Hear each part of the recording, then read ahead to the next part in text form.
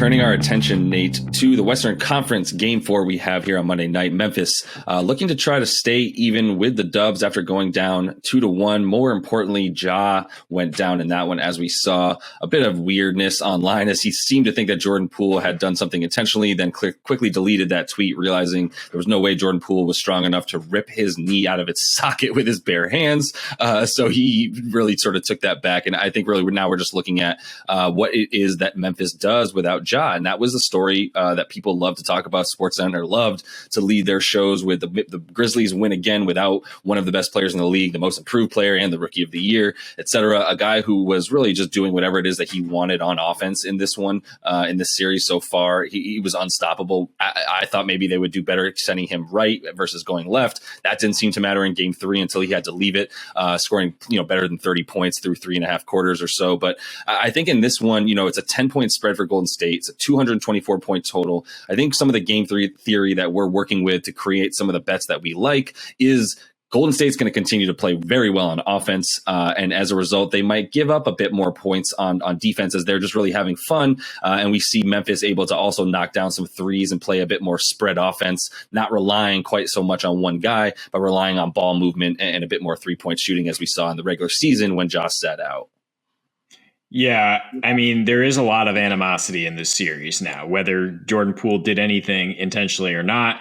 The Grizzlies threw out a lot of accusations. There was a lot of bad blood already between the Draymond and the Dylan Brooks stuff. And now members of the media, Fox Sport Memphis called Draymond a knuckle dragger, I believe, at one point. So I would expect the Warriors to come out strong and look to just embarrass and crush this team at home, which they're fully capable of doing. 10-point spreads, though, are kind of our no-go, even in the playoffs. And we do like to talk about how when the star's out, the team has a good chance of covering in the first half. So I'm not necessarily saying like Warriors -5.5 in the first half, but their team total at 57.5, I think, is good to take the over there in the first half. They had 14 turnovers first half of this last game and still scored 64. Then they cut down on the turnovers in that second half and just really ran away with it. When that offense is flowing, though, there's not much anybody can do. And Memphis has looked, they've lacked consistency. They've lacked cohesion on the defensive end. This is what we pointed out after game 1, that they just don't seem to understand late game situations. They're so young. Yeah. Now their leader's off the floor. Not good. So there's a lot of unknowns in terms of how they're going to come back offensively without Ja. We should all know the numbers that they started 20-2 without him during the regular season, which was crazy and somewhat of an anomaly to an extent. And they lost their last 3 with a -15 net rating against some good teams there. Celtics, Nuggets, Jazz that were kind of playing playoff ball at that point. Yeah. And now they're in the playoffs with a guy who has scored 35% of their points and logged 40% of their assists so far in this series. So it's going to be a spread the wealth approach. Brooks back in the lineup, DeAnthony Melton probably stepping in for Ja.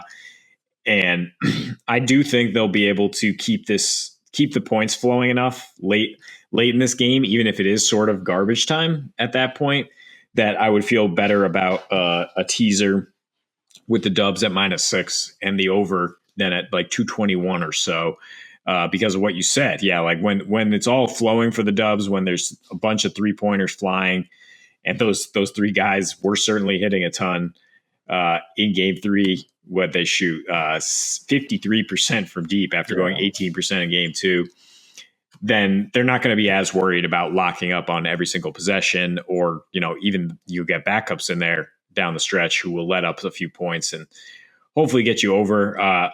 And just the weird thing about this series already is that Golden State has been dominating the paint. They have the most paint points in the second round thus far. They're getting 59 paint points. And like I said, they stopped turning it over.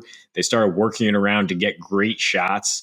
Now Memphis has to overreact to the 3 because they got so hot in that last game. Yeah. So really, the Warriors, their team total is 118 for the game. It's 58 for the first half. I think you attack both of those and just say that they're going to come out here and look to put the stamp on it to say like you thought that was a dirty play, like you're coming at us, like we're just going to show you who we are. We're a championship level team. Yeah, that's kind of I wanted to talk myself into Memphis covering. I wanted to just go and ride these, regular season stats, talk about the fact that, even if the Dubs go up by 15, close to 20 points in the first half, at some point even early in the third quarter, this team in Memphis is a team I believe in it with in terms of their ability to rise to the occasion and feel up to the moment, not shy away. At the same time, I come back and I'm like, man, what we've been seeing this postseason, it feels different than what we saw in the regular season in terms of Ja going crazy, not just because he's the best player and that's the offense that they run with him in the game is, give him the ball and play off of him. It's also because I think he saw other guys struggling the way that they were. I mean, look, Desmond Bane did a bit better in this one in terms of his shooting. Jaren Jackson Jr. did end with a few more points than we might have expected from him when he came out cold as hell early when he finished with 15, but he wasn't there. He's not consistent throughout the whole game. All these guys, it's a different story now, man. I mean, DeAnthony Melton, 5 for 14, 1 for 8 from 3. That's what they needed. They needed one of those guys, especially because Dylan Brooks was not in there to be someone that they were going to try to rely upon for 3-point shooting as well. Which, by the way, he has not come through upon in this series yet either. I don't, and really in the playoffs in general, I don't think it's the same story here. I don't think it's the same regular season story. And that's what really the narrative was in terms of if you did not fully believe in this Memphis team coming into the playoffs, the story was they were an incredible regular season team because of their depth, because when someone like Ja goes out, they got guys that can play. They got guys waiting in the wings that can at least, come in and are NBA starters or, NBA 6th, 7th men that can just fill a rotation during the regular season in ways that other teams can't when they randomly have COVID, et cetera, et cetera. And that's not going to be an advantage at this point when you've got Poole and Steph and Draymond and Clay even playing at the very least 35 minutes, and if they need to more, which they did not, by the way, need to play in this last game when they obviously blew out Memphis by almost 30. So I think this is a game where I'm looking for, I am worried about if I'm betting and if I'm feeling good about Memphis to play well as a team in this one.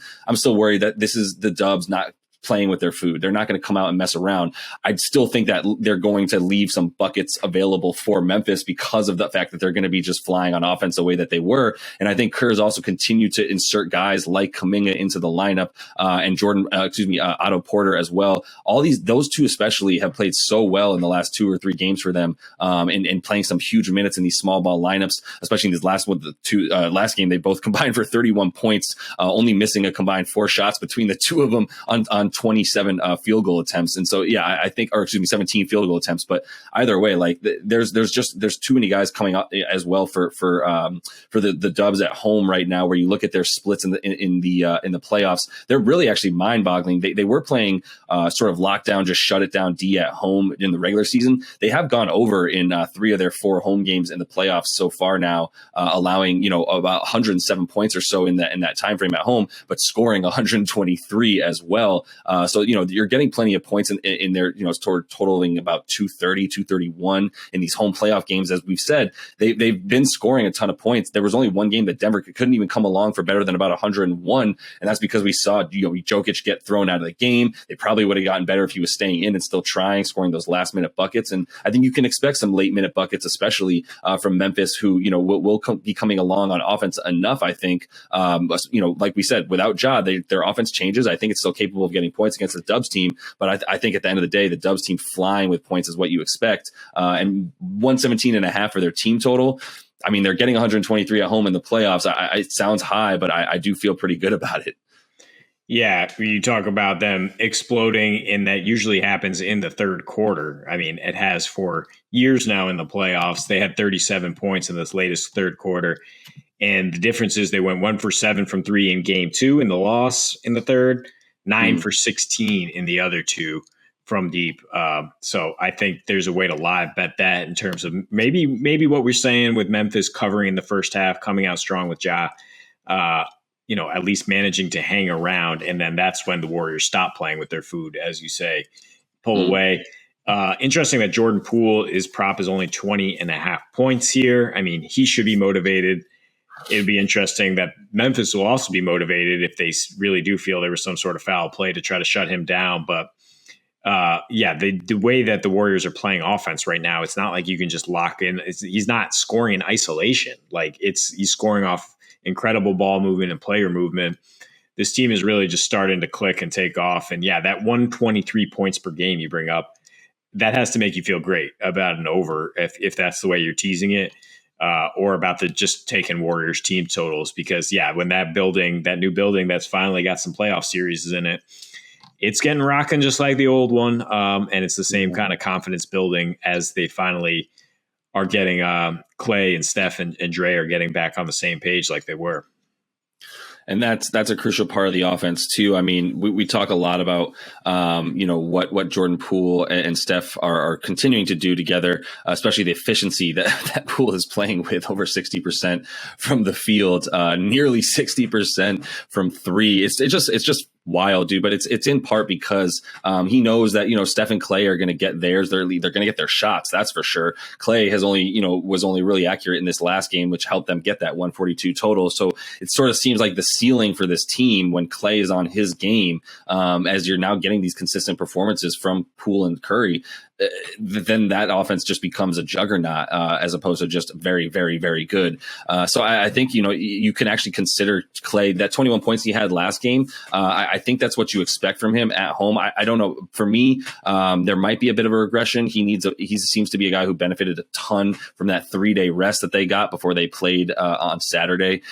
So I think, the 21.5 for him doesn't really strike me as something that I do like too much, but I think you continue to feel great about Poole at 20.5. It's a disservice to him, man. I think it's actually an insult, as he's much, much better than that right now, averaging 23.5 at home in the playoffs, and really 23 overall in the playoffs as well. So 20.5, still continue to love that for the young man. And that is all the time we have for you guys in this one. Make sure you are liked and subscribed to that page. Continue to follow along with us as we are bringing you each and every playoff game here with a video, as well as those player props. So until we see you next, happy betting.